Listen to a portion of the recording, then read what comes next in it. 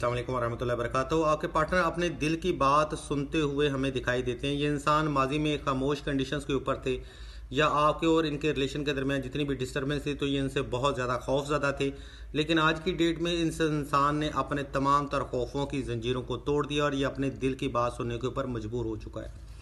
Next 26 से 48 घंटों में ये इंसान आपको एक चॉइस दे सकता है, यानी कि अपने बारे में या एक कंडीशंस के ऊपर या रिलेशन के ऊपर कोई भी इंसान ये आपको चॉइस दे सकता है।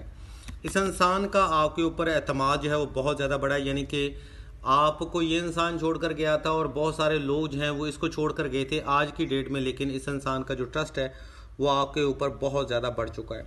इस इंसान के लिए आप एक क्वीन ऑफ पेंटिकल्स हैं, क्वीन ऑफ ब्यूटी हैं आप इनके लिए, और ये आपकी इस वक्त में बहुत ज़्यादा रिस्पेक्ट करते हुए और होते हुए हमें दिखाई देते हैं। मज़ीद अगर आप अपने पार्टनर के बारे में जानना चाहते हैं तो आप हमें DM भी कर सकते हैं और आप हमारी वेबसाइट के लिंक को भी विज़िट कर सकते हैं। जज़ाकल्लाह जी।